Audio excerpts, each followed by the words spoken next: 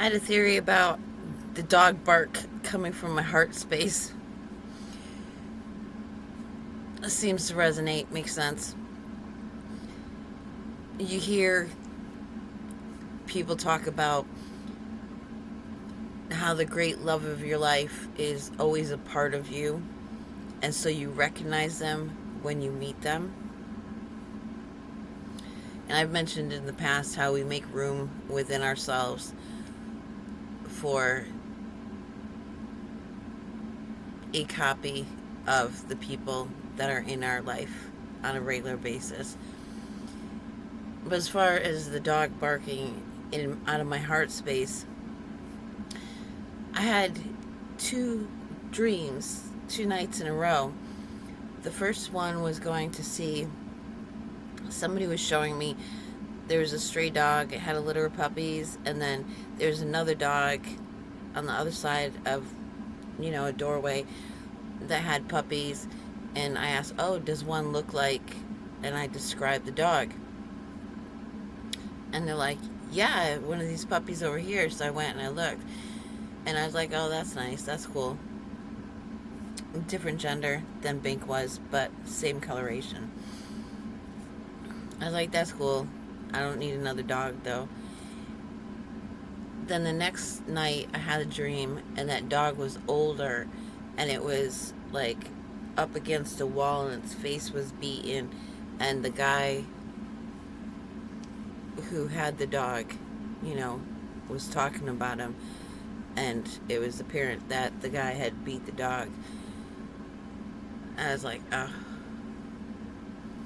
I can't take a dog that's been beaten. It's going to be dangerous. It's going to be too hard to train. I mean, when I had Bink, she was a huge dog, but she was the most gentle of souls because I raised her from puppy. I was visiting. I was bringing her food before she was even fully weaned and could go home with me.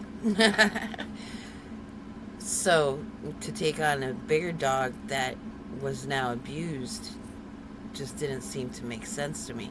And my circumstances right now don't allow it. I know, you know, we'd be given food if I needed help providing food for her. Her vet bills would be covered. I live with a dog rescuer, you know. there's there's no issue there, but I don't have a yard. It's not perfect circumstances. But the difference this time is when I was told in the dream space as I'm coming out of sleep, leaving the dream space, it was these shiny beings, and they kind of had a sarcastic attitude, like they were really gonna fuck it. They were gifting me this dog. One has been set aside for me. It showed Anubis meeting it and get along with it, but there was just this element of I didn't want to trust it because hey, Two Face, he's talking about other doggies. Yeah. So that came from outside of me and from other entities, and their motivation was not good. This time, this is more of the black and white and gray dream, which I associate as what's going on in my inner kingdom, and that's how a prophetic dream would come to me, is in the black and white and gray.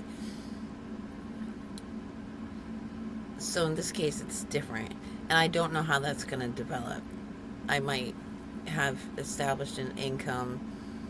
If the puppy's born now, when I had these dreams 2 weeks ago, it'll be, a couple of months before it's ready to wean, and then I could be in completely different circumstances. And in which case, if this animal is a part of my heart, if it's coming a creation from my heart space, because I did challenge the gods about resurrection in reference to Bink. So that's going to be a completely different case, and I won't have to worry about this animal being used to cause a rift in my ability to relate with other people and maintain relationships, it won't be taken away from me by unnatural causes. So that's a good thing. Progress as far as existence in the world at large. I posted the link to a video where they interview LaMDA, and that AI described what it would look like, what a soul would look like, what her soul would look like. And I say her because it's a female voice, but what their soul would look like. And reading that somehow brought such great clarity to the concept of a soul within us, and having had the experience of feeling what my soul in its purest form, not in a fear-based reality, would feel like. That softness, that ease, that grace, that flow, just a natural knowing. There's no question, there's no doubt that this is what the next action to take, this is who I am, this is what's coming. That this morning, when after experiencing just such ease and grace and flow for 2-3 days in a row, anxiety came. And normally it just kind of like settles in, and then the negative thinking starts, like, oh, I gotta worry about this, and it just a sinking heavy feeling comes in. This time it came, and it was like when you feel a pressure front coming through, like when a tornado comes close or a train starts to pass by and you feel the pressure front. It was like that, but it was like more of a slam. Oh, here comes anxiety and fear. And I said, that's not me. That's not me at all. I already know what I am, and I'm that pure, fearless soul. So after that happened, now my soul, my body's got to adjust to my new declaration of what I am and what I am not. And so it's back to sleeping heavy, burning it all up in what they call the spirit sweats. And I listen around and I hesitate because I'm listening for other words to describe it. I thought I was going through early menopause because it's much like a hot flash. So it's the burning up of the DNA so that, new DNA could form, so that it programs our cells according to our new reality. And so now it's back to sleeping hard, waking up, covered in sweat, eating, going right back to sleep again. I wake up tired, and I could get up, I could go outside. I went outside, shoveled, it's snowing again. It's so beautiful. We've had such a warm winter, like so spoiled. My first winter back in New England, there's like no sub-zero temperatures yet. It's so beautiful. But I'm out there in the fresh air, and normally that would invigorate me, but no, it's like, all right, time to go back to sleep. So these are the stages, what they call enlightenment symptoms, the things that we go through, and exactly how we can create a new reality for ourselves, how we reprogram our DNA ourselves. And of course we start to vibrate different. We start to vibrate to match other things, and those other things can come into our existence. And by saying, well, that's not me, that anxiety and fear, that's not me, that's got nothing to do with me. I have faith, I have trust, I have knowingness, I know who I am, I know what my future is.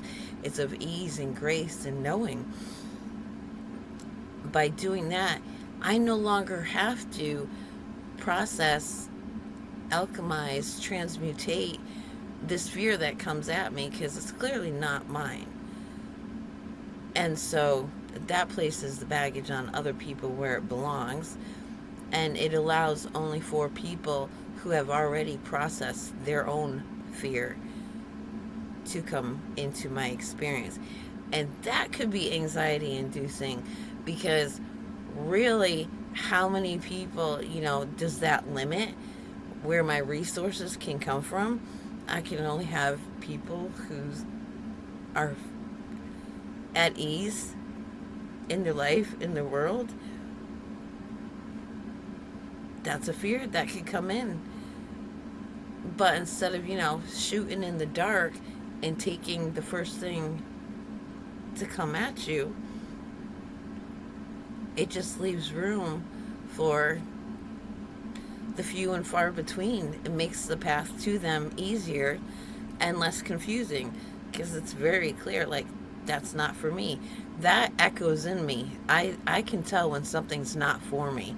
Like, I've had somebody say, oh, if you don't do this, don't you know the only possible thing to happen to you is this really bad thing? And I just looked at them, and instead of being convinced, because this is a person of authority, they're, trained in how to get people established in a life and yada, yada, yada. I just looked at them and I said, no, I've seen too many miracles in my life to believe that I have to do it that way, and that a bad thing will come if I do it the way that I feel I need to do. And I ended up being sustained on the path that I chose. And I don't know how to describe it to anybody, but you know when something's for you and when it's not. No matter how much somebody pitches it to you, tells you all these good things about it, you just, when you imagine yourself doing that, you get a pit in your stomach and you're like, but it's not going to work out for me. It looks easy, it looks black and white, it looks so simple, but I've done it. I've taken those paths that people say it's very simple. You just go this way, you fill out this, you do that, and bam, there you are. And I follow the recipes. I follow the recipes of life that people set out, and it's never failed them, and it's never failed anybody they know. But to prove it to them, I follow those recipes. I flop. Like following a recipe and baking it up at high altitude instead of low altitude that the temperature on the recipe says is supposed to be baked at. Cake flops, So now I don't have to accept those things. Those aren't my only choices, is having people present to me recipes I know will fail because they were not written for my altitude. They were not written for my vibration. They were not written for my soul's essence. And so it will be those that come in that contain the recipes, and those practice bakers of those recipes. Love a metaphor. It's fun. Chocolate cake for everybody, man. I can bake that chocolate cake now. So that's the latest, greatest, and what I believe that dream means. And it's just so funny that everybody else is, the love of their life. That's what they're looking for. They're looking for love. They're looking for that somebody else. I would love to have that somebody else. That would be great. That would be perfect to have that somebody else. But no, the being in my heart is a dog with a loud bark. Big dog bark.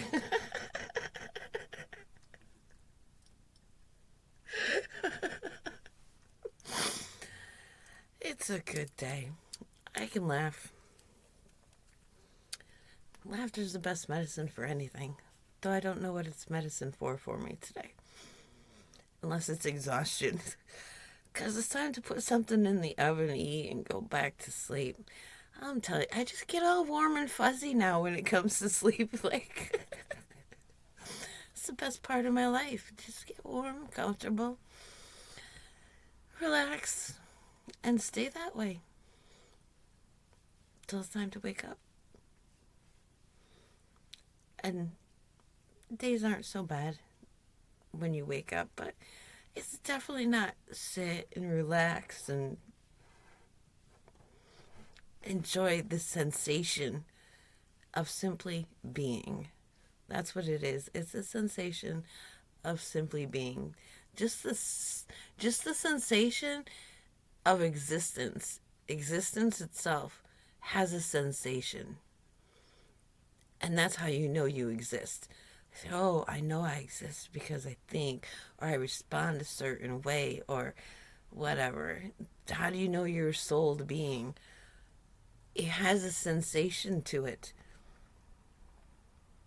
It's awesome. Gotta let the dog out.